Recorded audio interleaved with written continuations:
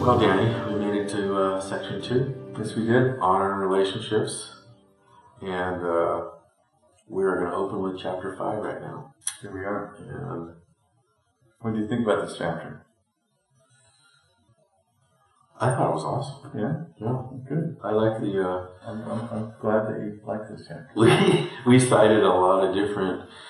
we had a lot of different citations in this, and we're opening up this section with honoring business relationships. Mm-hmm. And I think that this is that, again, the softer side of things that we do at work that's harder for us to look at, that we're really not trained to look at. So last chapter we talked a lot about vulnerability, intimacy. This time we're going to talk about the truth. Mm-hmm. And I think that the first section, the journey of identity, was really about what's happening inside of me as a person, as a leader, dealing with the issues of an orphaned heart, or whether I'm going to be courageous and lean into vulnerability. Now what we're talking about is, what's it look like? Like, how do you know you're doing it?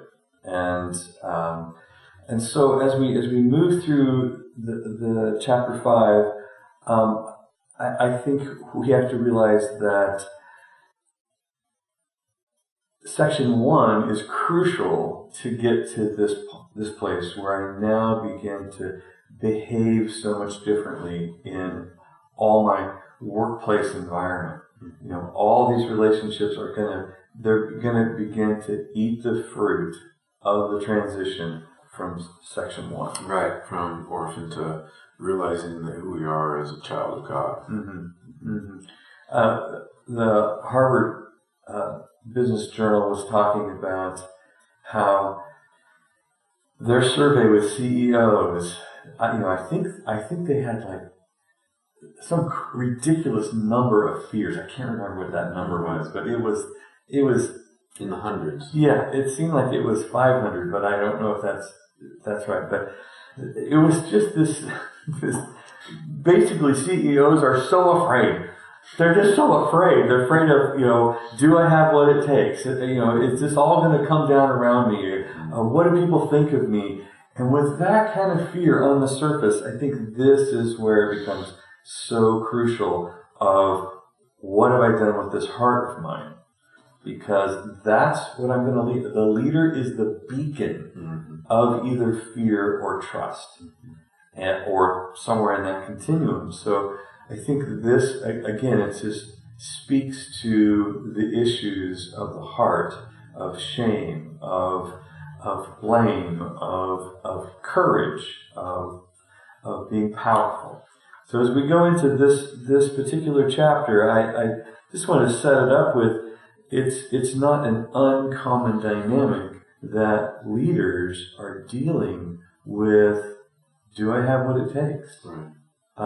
What do the people around me think about me as a leader? Do people? Is this a safe place to be vulnerable, or do I need to protect myself? And so it depends on the culture of that workplace as to whether or not that leader has their work cut out for them. Basically, am I going to lean into vulnerability and lead with courage, or am I going to be on my heels and try to save my own little piece of territory? And our point for writing this book is, if we can have a shift in our heart, then we can begin to lean into vulnerability. Mm-hmm. But if a leader is leading from an orphaned heart or mindset, he's going to be the genius with 1,000 helpers. That's right. That's right. The business reality, or the business culture, is an ecosystem. Mm-hmm. It's an environment that has so many different aspects, and really the culture is coming from leadership. Leaders create culture. So when we have a healthy, free, courageous leader who walks in the light, walks in truth, then this creates an opportunity for everybody in that environment to do that. But if the leader is not doing that, then they set the tone for nobody else being able to do that or being punished for doing that. But I've seen in the consulting work that I've done, I've seen team leaders adopt this mentality of honor and then begin to lead with honor, and their group or their team or their division or their department begins to outperform. And so CEOs are looking and saying, what's happening? What's happening here? We're going to talk about that a little bit in the next chapter. But for this chapter, we're talking about trusting. We're talking about being courageous, being powerful, having a wealth mindset. Again, a wealth mindset in all areas of our lives, not just finances. And we probably should define powerful. I think we do a good job in the book, but let's just bring it up here, that powerful is actually my ability to tell myself what to do and to do it, regardless of what anybody else is doing. So just because you are struggling with orphan issues and you are punishing and rejecting people to manipulate, and you don't tell me the truth, and it doesn't mean that I have to do any of that. Right. Because a powerful person in any environment can direct themselves, just like we watch Jesus do everywhere he goes. It doesn't matter what everybody else is doing, he can manage himself. And I think that, when we talk about being a powerful person, sometimes people think, oh, those are the angry people.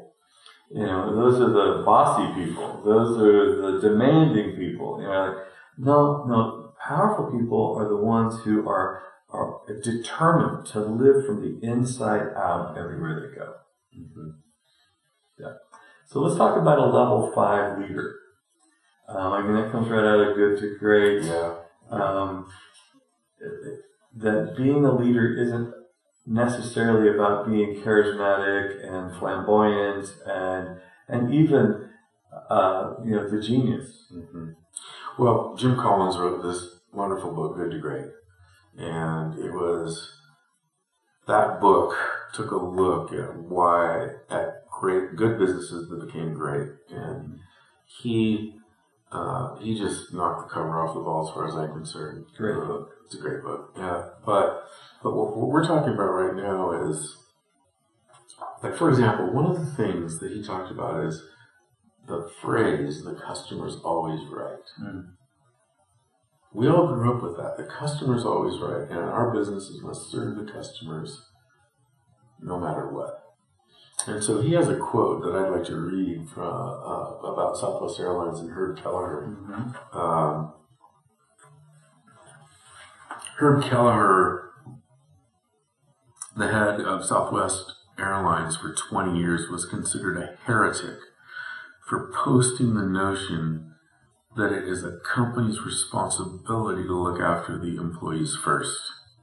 Happy employees ensure happy customers, he said, and happy customers ensure happy shareholders, in that order. Southwest Airlines, a company renowned for its customer focus, does not, as a matter of policy, believe the customer is always right. Southwest will not tolerate customers who abuse their staff. They would rather those customers fly on different airlines. It's a subtle irony that one of the best customer service companies in the country focuses on its employees before its customers. The trust between the management and the employees, not dogma, is what produces the great customer service. So what that says to me is, when you go to work for Southwest Airlines, you trust that management and that the company has your best interest at heart. And I think that's a freeing place to work. Yeah, and that's a classic honor dynamic where the leader is living like a father to a family, and not, what do I have to do to get the most profit regardless of what it costs my staff team. So everybody there feels protected. They feel like, well, if Herb's going to protect us, we're going to protect him.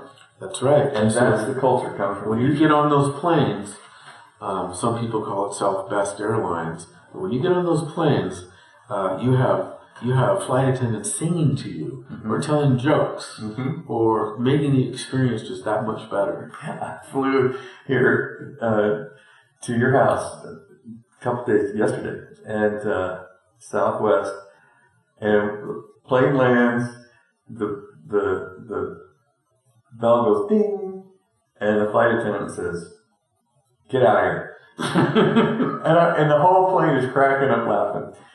But the confidence, the security, the fearlessness, the ownership of that comment, that joke, right? You know, we can play. We're bringing out the best in our people because we've lowered the anxiety from the top by saying we're going to take good care of it. Mm-hmm. Well, and the honoring aspect of that, and what Colin so brilliantly brings out, is, listen, employees feel protected, they're going to be the best customer service representatives on the planet. Yeah. And we believe that. Yeah. So a level 5 leader is somebody that is passionately protecting the organization and setting the employees up for success rather than consuming the environment to promote themselves and their own success. Collins writes that the level 5 leader looks out the window or at other people when there is success, and looks in the mirror when there are issues. And that's coming from a secure, healthy leader that can say, when there's a mistake, okay, I am the most responsible person in this environment because I carry the most authority in this environment. So, what adjustments do I need to make to lead people away from mistakes? Right. And what we like to teach and talk about is telling the truth. We're going to sit around our operations meetings or executive meetings, and we're going to actually talk about the truth that's happening without pointing fingers, without blaming, but as a team that's trying to complete a project together. And to get at, when you can tell the truth in your environment, this is how you increase the trust level. Right. Because the exchange of truth going back and forth, that's how I actually believe that the person who's sitting there is the person I see. Instead of, you're not telling me the truth because you're afraid of what will happen to you if you tell the truth here. So we don't tell the truth. We try to guess what you want to hear, and we give you what you want to hear, which is deception. But I, the leader, create that. The 5 dysfunctions of a team. That book was another resource we were looking at, and it's the foundation piece is getting at building trust. The place where everything goes wrong is where people can't tell the truth. Right. When you have an environment where people are withholding the truth, I mean, if the truth sets us free, then lies keep us in bondage. Right, and there are organizations that operate on the premise, contrasting from the level 5 leader to the genius in 1,000 helpers. And you can just imagine what that's like. Everybody's sitting, listening to the genius tell us what we're going to do. Yep. And then we're all going to go execute. So, a trusting environment and that kind of environment is going to be hard to find. Yeah, but you can't tell a genius anything because they're the genius. Right. Their job is to know everything and to disallow anyone's pushback or contest or I feel fragile and I feel your fragility when I say something that you wouldn't have thought of or you wouldn't have said. And so I think that even like a parent in a family environment, You're either going to surround yourself with powerful children because you could hear them, or you're going to surround yourself with scared children because you didn't have the security to let them question things or to be powerful. Right. Right. And I think that's the environment we want to create at work. Mm-hmm. So it's interesting as we transition out of chapter 5, we're going to move into chapter 6, which is relational investment. Mm-hmm. So we're looking at leadership styles here in chapter 5, and we're going to move into relational investment. Thank you for joining us for this episode, and we look forward to seeing you in chapter 6.